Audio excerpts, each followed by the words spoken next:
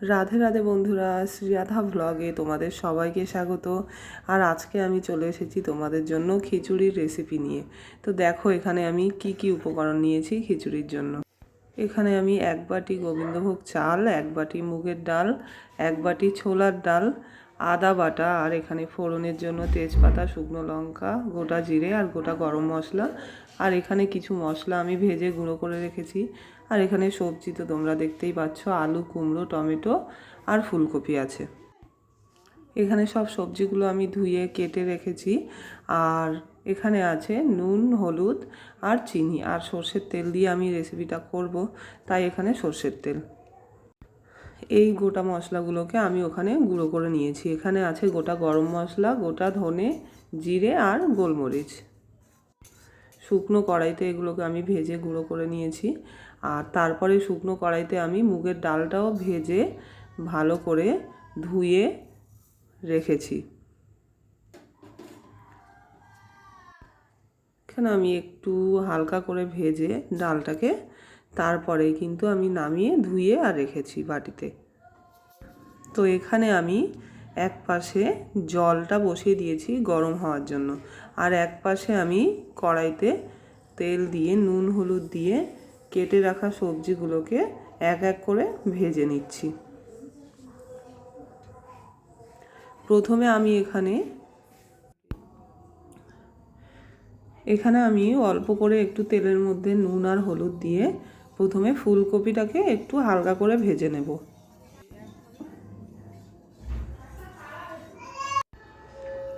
বন্ধুরা, ঠান্ডার দিনে বা শীতের দিনে গরম খিচুড়ি কিন্তু এইভাবে বানিয়ে খেতে খুব সুন্দর লাগে। একবার বানিয়ে দেখবেন এইভাবে, যে কতটা সুন্দর হয়, কতটা টেস্টি হয় খিচুড়িটা। এখানে আমি ফুলকপিটাকে খুব অল্প তেলে হালকা করে কিন্তু ভেজে নেব। এখানে আমি খুব বেশি তেল ব্যবহার করিনি, আর ফুলকপিটাকেও আমি খুব বেশি ভাজবো না। যেহেতু এটা খিচুড়ির মধ্যে দেব, তাই খুব বেশি লাল করে ভাজার দরকারও নেই। তো বলতে বলতে আমার এখানে ফুলকপিটা হয়েই গেছে ভাজা। আমি এখানে এটাকে তুলে নিচ্ছি একটা পাত্রে। তারপর কিন্তু আমি আবার কড়াইতে একটু তেল দিয়ে আর নুন হলুদ দিয়ে এবারে কিন্তু আলু আর কুমড়োটাকে একসঙ্গে ভেজে নেব। এটাও আমি হালকা করেই ভাজবো, খুব বেশি কড়া করে লাল করে ভাজবো না। আলুটাকে আমি আর কুমড়োটাকে ভেজে নিচ্ছি হালকা করে। আর ওপাশে আমার জলটা গরম হয়ে গেছে, তো ওখানে আমি ডালগুলোকে জলের মধ্যে দিয়ে দিচ্ছি। প্রথমে মুগ ডাল, আর তারপরে সকালে ভিজিয়ে রেখেছিলাম ছোলার ডালটা, ওটাও আমি একসঙ্গেই দিয়ে দিচ্ছি।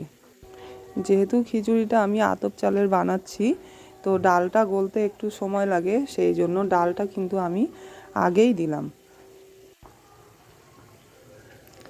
আর তারপরে কিন্তু আমি ডালটা যখন প্রায় 50% মতো সেদ্ধ হয়ে আসবে, তারপর কিন্তু আমি ডালের সঙ্গে এখানে চালটা অ্যাড করব।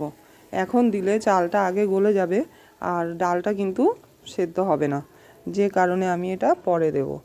তো আমি আলু আর কুমড়োটাকেও দিয়ে দিচ্ছি, যেহেতু আলুটা বড় বড় করে কাটা, তো সেদ্ধ হবে না পরে দিলে, সেই কারণে আমি আলুটা আর কুমড়োটা এখানে অ্যাড করে দিলাম। তো এটা আমি যতক্ষণ না পর্যন্ত ডালটা আধা সেদ্ধ হয়ে আসছে, ততক্ষণ পর্যন্ত আমি এভাবেই মাঝে মধ্যে ঘেটে ঘেটে আর দেখছিলাম। তারপরে ডালটা সেদ্ধ হয়ে আসলে আমি এখানে ডালের মধ্যে ফুলকপিটা দিয়ে দিলাম, যেহেতু ফুলকপিটা বড় বড় করে কাটা ছিল। আর চালটা আমি ধুয়ে রাখা চালটাও এর মধ্যে দিয়ে দিলাম। তারপর প্রায় মিনিট 10 মতো এটাকে আমি একটু ফোটাবো, চালটা গলে আসা পর্যন্ত। তারপর কিন্তু আমি এখানে কাঁচা লঙ্কা আর নুন হলুদ অ্যাড করব। আর নুন হলুদটা তো এখানে সবাই স্বাদ মতোই ব্যবহার করবে। আমি এখানে হলুদটা দেওয়ার পর হালকা করে এটা ঘেটে দিলাম, যাতে না হলুদটা এক জায়গায় জমে যায়। আর এখানে আমি কড়াইতে সর্ষের তেল, তেজপাতা, গোটা জিরে, শুকনো লঙ্কা, আদা বাটা আর কিছুটা গোটা গরম মশলা সব কিছু কিন্তু ফোড়নের জন্য দিয়ে দিয়েছি। ওখানে আমার চাল আর ডালটা ভালো করে সেদ্ধ হয়ে গেছে, সেই জন্য আমি এখানে ফোড়নটা রেডি করে নিচ্ছি।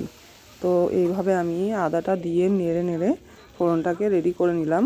আর এখানে আমি বলতে ভুলেই গিয়েছিলাম, আমার কিন্তু বাড়িতে মটরশুঁটিটা ছিল না। তো আমি বলেছিলাম কাউকে এটা এনে দিতে, তো ও এটা এনে দিয়েছিল। তো আনার পরে আমি এখানে মটরশুঁটিটা অ্যাড করে দিয়েছি। এটা তো ফোড়নের মধ্যেই আমি দিয়ে দিয়েছি। আর গ্যাসটা অফ করে দিয়ে আমি কিন্তু এই তেলের মধ্যেই কেটে রাখা টমেটোটাও দিয়ে দিয়েছি। এবার আমি এটাকে একসঙ্গে হালকা করে একটু নেড়ে আর হাঁড়ির মধ্যে মানে খিচুড়ির মধ্যে এটা আমি অ্যাড করে দেব। তোমরা কিন্তু এখানে মটরশুঁটি আর টমেটোটাকে কড়াইতে না দিয়েও ডাইরেক্ট খিচুড়ির মধ্যে দিয়ে দিতে পারো। আমি এখানে হালকা করে একটু গরম তেলে দিয়ে নিয়েছি। তো এবার আমি এটাকে খিচুড়ির মধ্যে দিয়ে দিলাম। এবার আমি এটাকে খুব ভালো করে ঘেঁটে দেব। আর এইভাবে কিন্তু এটাকে আমি খুব ভালো করে ঘেঁটে দিয়ে আর মিনিট খানেক মতো আর একটু ফুটিয়ে নেব। এটা একটু হালকা আছে, মিনিট খানেক মতো ফোটালে এটা কিন্তু ঠিকঠাক হয়ে যাবে। আর তারপর আমি এখানে আমি একটু চিনি অ্যাড করেছি। তোমরা এটা কিন্তু তোমাদের স্বাদ মতোই দেবে। আমাদের একটু মিষ্টি মিষ্টি খেতেই পছন্দ করে, তাই জন্য আমি এখানে প্রায় 2 চামচ মতো চিনি দিয়ে দিয়েছি। আর তারপরে ভেজে রাখা গুঁড়ো মশলাটাও আমি এখানে অ্যাড করে দিয়েছি। তো মশলাটা দেওয়ার পর হালকা ঘেটে আমি কিন্তু এখানে 2 চামচের মতো ঘি অ্যাড করেছিলাম, যেটা কিন্তু আমি দেখাতে ভুলে গিয়েছি। তো এখানে কিন্তু আমার খিচুড়ি পুরোপুরি রেডি। তো বন্ধুরা, ভিডিওটা ভালো লাগলে আমাকে অবশ্যই একটা লাইক করে দিও এবং সাবস্ক্রাইব করে দিও। আর সবাই খুব খুব ভালো থেকো। ততক্ষণের জন্য রাধে রাধে।